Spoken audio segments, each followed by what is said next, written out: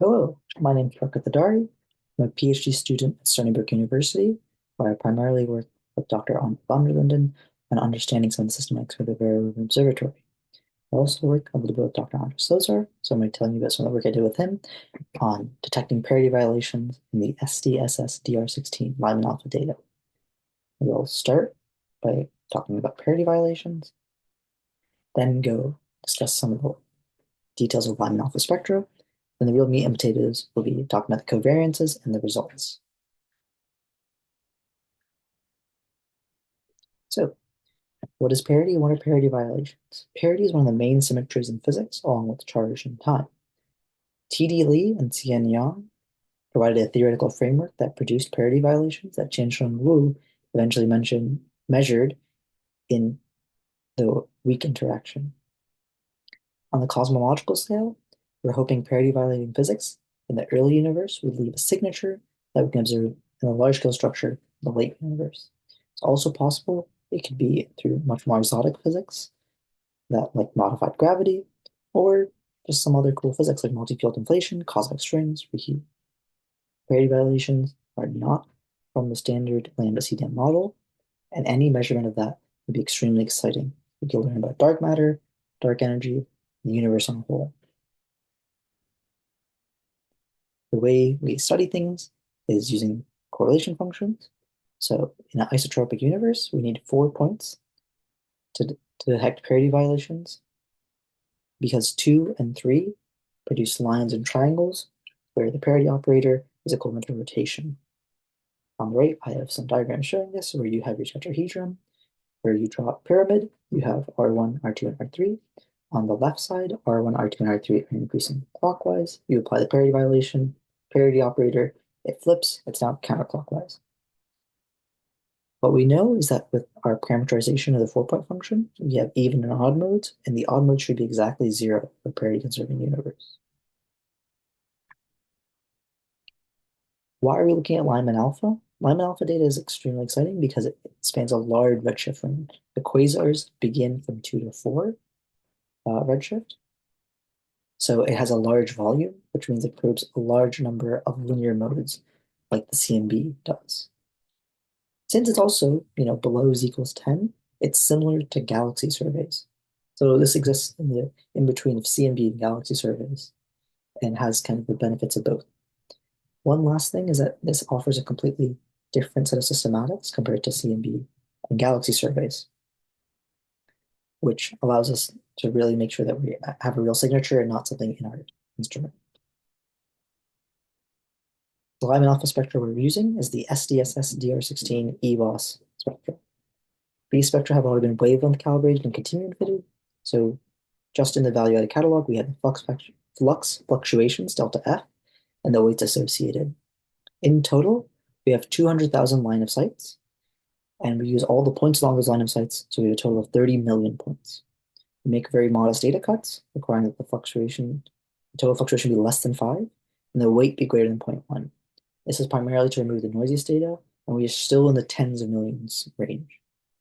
And the bottom here, I have an example spectra, where we have the delta F, the flux fluctuation, and the wavelength on the x-axis. The wavelength for each point is compared to the base wavelength of 1216 for Lyman-α, which gives us a redshift, which we then pass into a cosmology to get a physical distance. For our measurements, since we care about relative distances, the actual cosmology should not matter too much, but this needs to be studied a little bit further. The Lyman-α 4-point function uses each point along the line of sight, which we feed into our LS estimator. The estimator we're using is Encore, which takes in 3 radial parameters and 3 angular parameters. We have a set of requirements for both of them, but the important thing, the main takeaway is that we have 23 angular bins, that each of them are quite wide, less than 4, and 56 radial bins of 15 megaparsecs width. In total, we have nearly 1,300 elements, or 1288 exactly. We should have a data vector of exactly 0 if we were in a parity conserving universe. For SDSS, our data is into 2 different patches, the North Galactic Cap and the South Galactic Cap. What we'll do is we'll run independent measurements on the north and south and then combine them for our full detection. So if we want to measure something to be significant, to be statistically significant or insignificant with 0, we need to have a good understanding on the covariance matrix and the errors associated. Since we're working on a 4-point function, to get the estimator uncertainty, we would need the 8-point function of the underlying field. You can do this by calculating combinations of 2-point functions and 3-point functions. However, it's extremely expensive to do. Somewhat to the rescue is the fact that we are noise dominated, so we can take some approximations. Covariance traditionally can be broken up into 3 terms: variance in the delta F measurements, cross variance from pairs of delta S along the similar line of sight, along the same line of sight, and cross covariance from pairs of delta F from neighboring lines of sight. The last one is probably the least important. We expect things that are not causally connected to have no cross covariance. Maybe they're nearby, there could be some signal, but we expect that to be less than the signal from along the same line of sight. In fact, in a lot of 2-point studies, this last term is thrown out entirely. So to estimate the covariance, we use a technique called quasar shuffling. What we do is we look at quasar 1 and quasar 2, and we just swap the RA and deck for all the points along that line of sight. What this does is that it preserves the first 2 terms that we mentioned in the covariance, the variance of delta F, and the cross covariance from the pairs of delta F along the same line of sight. Very specifically destroys any spatial cross covariance from neighboring lines of sight. The reason we do this is that it allows us to create synthetic samples without using simulations. We don't need to worry about modeling systematics. They're already there in the data. We're just relabeling something. So in the bottom here, I have an example. I have quasar 1 in blue, quasar 2 in orange. Each of these points has a RA deck, a wavelength, and a delta F. All I'm doing is replacing the RA and deck. I'm leaving the delta F and the wavelength unchanged. This way we keep, like I said, the variance in delta F, and the redshift distribution is the exact same. So you shuffle your quasars around, you can now measure a new psi, and you repeat this 2,000 times, or however many times you want. With our 2,000 realizations, we can then estimate a covariance, which I've shown in the bottom right. You can see the 23 by 23 grid, which comes from the angular bins, and each of these is a 56 by 56, leading to the total 1288. There's a decent amount of structure in there, which is promising to see. When we shuffle our covariance, we had 2,000 realizations. We set aside 1,900 to estimate the covariance and 100 to act as a sanity check. For each realization, we can calculate the chi-squared. And by construction, the estimate set, the 1,900 we use to create the covariance, will peak at 1288. What we would like to see is that the test set, the 100 we set aside, should also peak at 1288 if we constructed the correct covariance. So this actually has a very quick sanity check for us. As you can see on the left, on the right, in blue, by construction, we peak at 1288, and in red with the test set, we're way off. We're in 3,000 to 4,000. If just for fun you put in the signal, you get a crazy detection up to 6,500. So this fails our sanity check when we use the full covariance matrix this way. What we can do is try some variations of this covariance matrix. We remove some terms and try to preserve the others.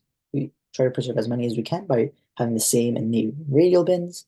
That fails. We look at the same terms that have the same angular bins. That still fails. And if we look at the same radial bins, still fails. The only restriction that works, that passes the sanity check, is by using the diagonal terms only. So if we use the diagonal terms of this quasar shuffled matrix, we are able to create a self-consistent covariance matrix. So that's what we've shown here. In the blue, we have the same estimate set, which mathematically by definition will peak at 1288, and overlaid on top of it is the distribution of the test set. On the right, we have the test set and the actual signal measurement, where we have a chi-square of 2398. 2398 is a 15 sigma signal, so it's suspiciously large, and we didn't have any easy way to check how we were doing this.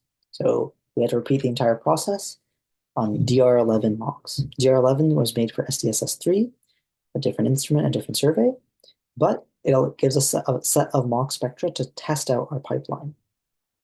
We know these mock spectra do not have a parity violating signature, so if we repeat the process and see the same thing, something's up. We're not using these spectra to estimate the covariance. We're just using it to test the pipeline. Pipeline being, we have our quasars, we shuffle them around, we calculate psi, and we do this 2,000 times. Set aside 1,900 to estimate, 100 to check, pass the sanity check, we take the diagonal terms only, and then see what happens when we put in the original signal. This is a very similar picture as before, where in green, we have the estimate set, peaks at 1288. In purple, we have the test set, which is still centered at 1288, but the mock spectra, which we know has no signal, creates a sharp 24, even greater signal than before. So there's something wrong by quasar shuffling. Notably, quasar shuffling does not preserve the neighboring line of sight cross covariance. So if we want to maintain that, which it seems like we have to, what we'll do instead is we're going to break our NGC and SGC into subpatches. What we did is we broke them into 12 and 32 patches. We calculated psi in each of those patches, bootstrapped to get realizations of the mean, and used the bootstrapped realizations to estimate the covariance. This is actually way cheaper to do.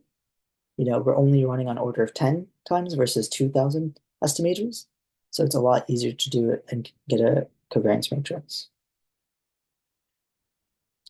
So here are the results. We have a fairly suboptimal, but at least consistent and well-behaved covariance. And we combined the results from the North Galactic cap and the South Galactic cap to get the results shown here. On the left, I showed the results when you use 12 patches. On the right, I showed the results when 32. You can see the distribution from the realizations of the bootstrap realizations shown in blue with a hatch mark.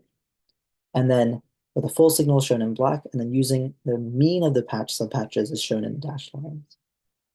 In both cases, we are consistent with a very weak to no detection.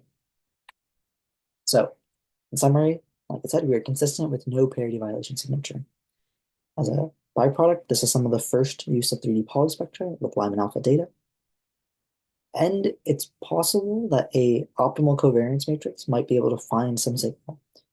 We expect the chi-square distribution to have a width of roughly 50 here versus something on the order of hundreds, which we see here. So a more accurate covariance matrix might be able to recover this. The way to do that would be to properly calculate the 8-point function. So take every set of 8 pixels and then calculate the correlation of every pair of 8 within those 8 pixels and do that over the entire sky. That's very expensive. The other option would be to look in the Fourier domain, which does allow you some liberties and lenience, but not enough to make it feasible. So, thank you for listening. I look forward to any questions and discussions.